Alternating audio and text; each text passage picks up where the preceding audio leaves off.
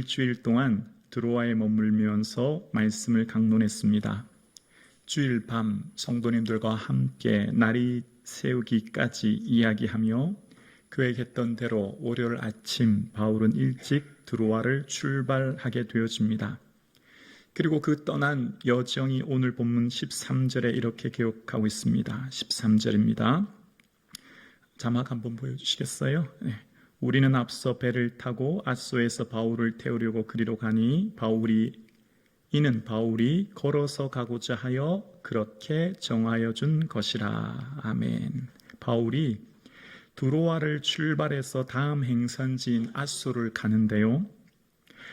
근데 바울이 이전과는 조금 다르게 일행들과 떨어져서 홀로 가겠다 이렇게 결정한 겁니다. 그동안 바울이 선교할 때 유대인들의 박해 때문에 밤에 급하게 쫓겨나서 갈 때 외에는 늘 일행들과 함께 다녔거든요. 그런데 오늘 본문에 보면 목적지인 앗소가 같아요. 그런데 팀이 나눠지는 거예요. 바울 혼자 가고 바울 혼자 육로로 걸어서 가고 그 외 팀들은 그러니까 우리라는 표현 속에 기자인 누가를 포함해서 이전에 교회의 대표인 7명이 함께 포함된 거죠. 그 사람들은 해상을 통하여 배로 앗소까지 가게 되었다는 내용을 오늘 이야기합니다. 그런데 오늘 본문을 전체를 묵상하면 조금 뭔가 말이 맞지 않아요. 모순적이에요. 왜냐하면 바울이 이 끝절에 66절에 보면 오순절 안에 가려고 급히 간다고 얘기했거든요. 급히 간다는 것은 최대한 빨리 오순절 안에 도착해야 되는 것이고, 그러면 한 팀이 돼서 해상으로, 그러니까 배를 타고 가는 게 훨씬 빨리 도착할 수 있거든요. 그리고 지금 바울은 무척 지쳐 있습니다. 일주일간의 드로아 사경회를 통해서 말씀을 강론했기 때문에 그는 몸과 마음이 지쳐 있었고, 특히 주일날 마지막 밤은 밤새 성도님들과 이야기하고 함께 했기 때문에 잠 한숨 푹 자지 못한 상황이에요. 자, 그러면 일행들과 같이 배를 타고 가면 배에서 좀 잘 수도 있고 쉴 수 있지 않습니까? 그리고 좀 더 빠르게 갈 수 있고 편하게 갈 수 있지 않습니까? 그런데 바울이 굳이 함께 가지 않고 본인은 걸어가겠다고 13절에 정해줬다 이렇게 이야기합니다. 여기 정하다라는 말은 헬라어 원어가 디아다소라는 뜻인데 지시하다, 명령하다 이렇게 얘기해요. 동역자들끼리 어떻게 지시할 수 있겠습니까? 같은 동역인데, 그래 다른 말로 말하면 바울이 분명한 의지적 결단이 있었다는 겁니다. 그러니까 바울이 자신만이 혼자 걸어가야 하는 반드시 이 시간이 내게는 필요했다는 거죠. 아무리 서두르고 빨리 가고 급하게 가야 되지만 지금 이 시간만은 바울이 홀로 가야만 하는 시간이 꼭 본인에게 필요했다는 거예요. 아마 이때 당시 주석에 보면 학자들이 로마 당시 평균 연령이 40대 중반이라고 해요. 그러면 지금 이때 당시 바울은 50대 중반이라는 겁니다. 오늘날 우리날로 계산을 하면 80대 중반의 노년입니다. 그러면 얼마나 많이 힘들겠습니까? 누가를 비롯한 7명의 일행들은 젊고, 그러면 바울 선생님, 그럼 우리가 같이 걸어가겠습니다. 이왕 육로로 가시면 저희들이 같이 모시고 갈게요. 혹시 강도의 위험을 당하거나 밤에 외롭지 않도록 같이 가시죠 라고 여러 번 설득했을 것입니다. 그런데 바울이 걸어가도록 정해줬대요. 지시했대요. 아니, 나는 나만 홀로 걸어가겠다. 그렇게 이야기했다는 것입니다. 드로아에서 앗소까지 가는 길은 한 65km 정도 되고 일반 평균 성인이 걸어가면 한 이틀 정도 걸리는 거리입니다. 백발의 노년 바울이 홀로 걸어가기도 힘든 상황, 홀로 가기도 힘든데 아마 짐을 챙겼을 것이고, 팔레스틴의 한낮은 뜨거운 땡볕이라 걸어가는 노정은 무척 지치고 힘들었을 것입니다.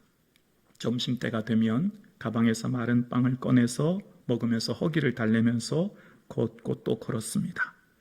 밤이 되면 노숙을 해야 했을 것이고, 야생동물의 위험 때문에 불을 피워놓고 칠흑같은 어둠을 홀로 보내야만 했을 것입니다.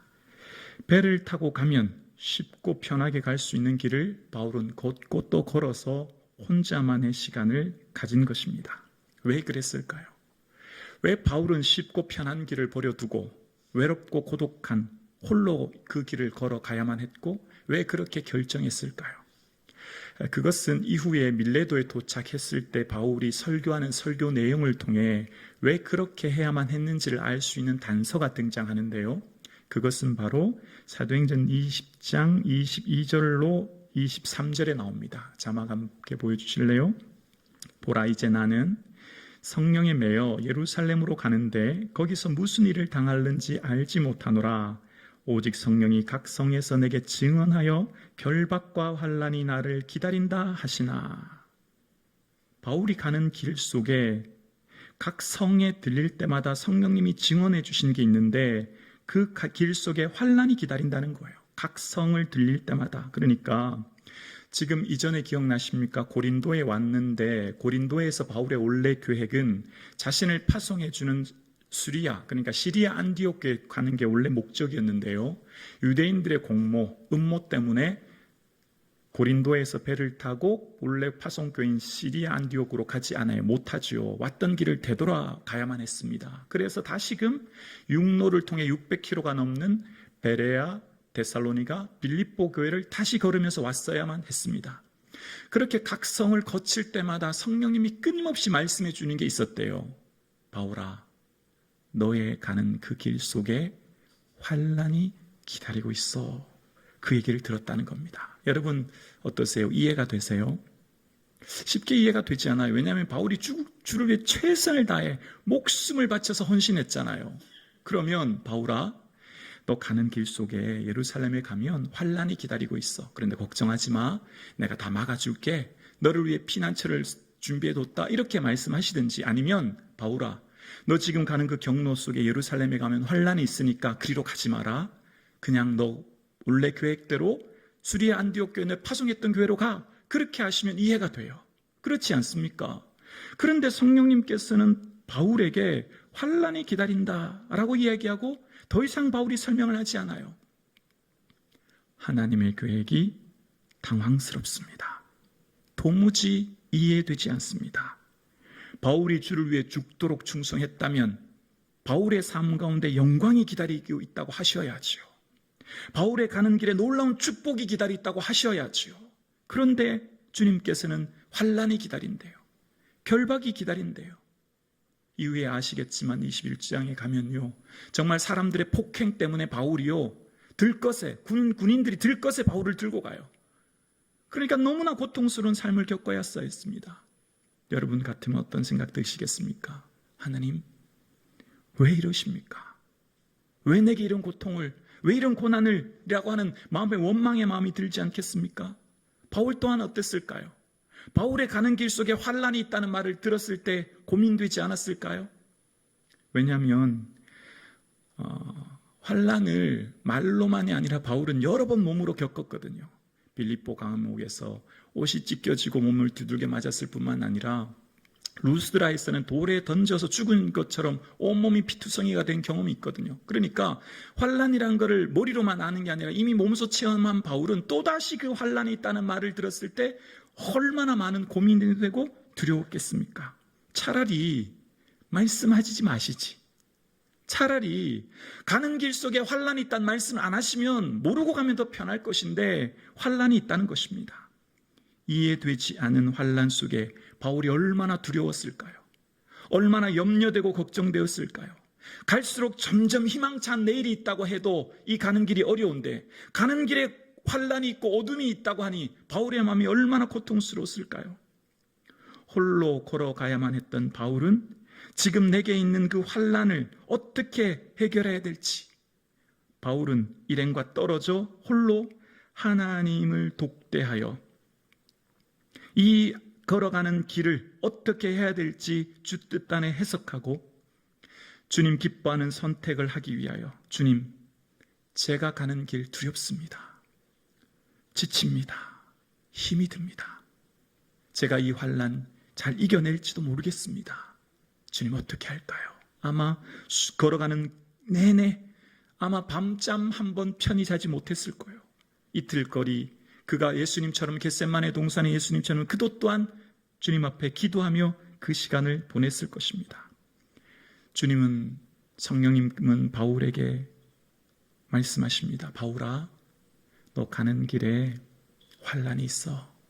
그런데 너 나를 위해 그 환난 겪을 수 있니? 큰 결박을 당하고 고난을 당할 거야. 그래도 괜찮니? 바울에게 물으시는 거예요.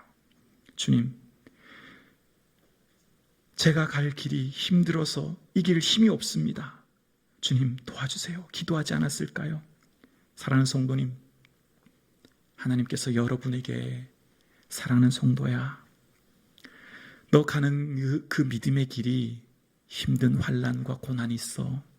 그래도 괜찮니? 너 가는 길 속에 너 나를 위해서 십자가를 질 수 있겠니? 물으신다면 여러분 어떻게 대답하실 수 있습니까? 성령님은 강압적으로, 강제적으로 우리에게 주의를 하라고 하지 않으세요. 성령님께서는 우리를 억지로 하기 싫은데 주의를 맡기시는 분이 아니에요. 우리의 의견을 물으시죠. 동의를 구하시는 거예요. 그래서 고린도전서 3장에 보면 하나님은 우리를 동역자로 부르셨대요. 우리를 종처럼 노예처럼 이리저리 해라 시키시는 게 아니라, 너 할 수 있니? 너 지금 가는 그 길이 날 위해 십자가 져야 되는데 괜찮니? 물으시는 거죠. 주님께서는 주의 일을 하실 때 우리의 삶 가운데 의사를 존중하세요. 인격적인 분이시거든요. 함께 갈 수 있냐 물으시는 거예요. 솔직히 이 얘기를 들었을 때 바울의 마음이 어땠을까요? 하나님 정말 너무하십니다. 저한테 왜 이러십니까? 환난이라니요. 제가 주를 위해 죽도록 고생한 것 주님 누구보다도 잘 아시잖아요. 제가 지나온 시간 헐벗고 굶주리고 자지 못하고 매를 맞는 것 주님 아시잖아요. 주님, 저 더 이상은 못하겠습니다. 저 피곤해서 지쳐서 저도 할 만큼 했습니다. 저도 이제 좀 쉬고 싶어요. 저 고향 다소로 돌아가서 남은 인생 조용히 정리하면서 살고 싶습니다. 그런 생각 들지 않았을까요? 그런 마음이 들지 않았겠습니까? 바울의 삶에 있을 환난이란 말 속에 얼마나 큰 고민과 염려와 근심이 되었을까요? 만약 바울이 주님 저 너무 지쳐요. 저 그만 갈래요. 저 고향에 가서 좀 쉴래요 하면 주님이 어떻게 말씀하셨을까요? 그래 바울 알겠다. 괜찮아. 너 그동안 한 것도 너를 위해 수고했어. 그동안 한 것도 얼마나 힘들었니? 그래 너 고향에 가서 쉬어도 된다. 아마 그렇게 말씀하셨을 거예요. 그리고 그동안 했던 사역도 칭찬하셨을 거예요. 수고했다. 애썼다. 그동안 달려오는 길이 얼마나 힘들었니? 격려해 주셨을 거예요. 막 혼내시거나 왜 포기하냐고 말씀하지 않으셨을 거예요. 그렇지만 바울은 가는 길 속에 그 앞날이 환난이라는 얘기를 듣고 무척 고민되었지만, 만약 바울이 중도에 포기했다면, 환난이 있다는 얘기를 듣고 돌아가는 그 길 속에 고향으로 돌아갔다면 오늘 본문 사도행전은 28장이 아니라 20장으로 그쳤을 것입니다. 이후에 밀레도에서 바울이 한 설교와 총독들 앞에서 한 신앙의 고백, 그리고 유라굴로라고 하는 큰 광풍 속에서 276명이 살아난 사건들, 그리고 에베소, 빌립보, 골로새, 빌레몬 같은 수많은 서신서는 우리 손에 들려지지 않았을 것입니다. 바울이 만약 그 삶의 중도에 포기했다면, 내려놓았다면 수많은 은혜의 내용들이 우리에게 전해지지 않았겠지요. 20장으로 끝났겠지요. 그러니까 드로아에서 아소까지 가는 긴 여정 속에 바울이 홀로 가는 여정이 끼어져 있고, 왜 걸어가야만 했는지를 알 수 있게 되는 거예요. 성령의 예고 앞에 이 사건을 바르게 해석하여 주님 기뻐하시는 선택을 함으로 두려움 없이 결단에 나아갈 수 있도록 몸과 마음을 새롭게 추스리고 홀로 가는 그 길 속에 내 삶을 온전히 드릴 수 있도록 어느 누구에게도 방해받지 않고 온전히 주님의 음성을 더 또렷하게 듣고 주님의 뜻을 깨닫고 알기 위해 사람들과 자신을 격리한 것입니다. 홀로 걸어가는 것입니다. 고독하게 외롭게 가는 것이죠. 주님께서 맡겨주신 이 길 마지막까지 완주할 수 있도록 은혜 달라고 그는 구하지 않았겠습니까? 그리고 사도 바울의 삶 가운데 그 가는 길 속에 어떤 결정을 내렸는지 사도행전 20장 24절 밀레도에 도착했을 때 알게 되어요. 주님, 나의 달려갈 길과 주 예수께 받은 사명, 곧 하나님의 은혜의 복음 증거하는 일을 마치겠습니다. 그 일 마치기까지 저의 생명 또한 조금도 귀한 것으로 여기지 않겠습니다. 결단합니다. 내가 가는 길 끝까지 완수할 수 있도록 은혜 내려주세요. 설사 내 생명을 바쳐서라도 가야 한다면 그 길 가겠습니다. 결단합니다. 사랑하는 성북중앙 가족 여러분, 주님이 오늘 저와 여러분에게 이해할 수 없는 헌신을 요구하신다면, 주님이 걸어가는 저와 여러분의 인생 가운데 이해할 수 없는 환난을 만나게 하셨다면, 주님이 걸어가는 저와 여러분의 삶 가운데 도저히 납득되지 않은 문제를 만나게 하셨다면 여러분 어떻게 반응하시겠습니까? 사랑하는 성도님, 그럴 때는 주님의 음성을 또 또렷하게 듣고 이해되지 않은 문제 앞에 결단하기 위해 주님을 대면해야 할 시간입니다. 나 홀로 주님 앞에 나아가 두 눈을 감고 귀를 열어 주님이 나에게 뭘 말씀하시는지를 들어야 할 시간입니다. 지금 그 환난으로 인하여, 지금 내가 걸어가는 삶의 자리를 인하여 주님이 내게 뭘 말씀하시는지를 듣는 시간이 바로 지금인 것이지요. 사랑하는 성북중앙 가족 여러분, 지금 여러분이 당한 환난 속에 앞길이 점점 어두워 보이고 내일이 점점 절망처럼 보이는 현실 속에 함께 예배드리시는 성도님은 계시지 않습니까? 몸과 마음이 점점 지쳐가고 힘들어가는 상황 속에 계시지는 않으신지요? 지금이 바로 주님을 대면할 때입니다. 그리고 두 눈을 감고 주님이 내게 뭘 말씀하시는지 듣는 귀한 시간 되기를 주님의 이름으로 축복합니다.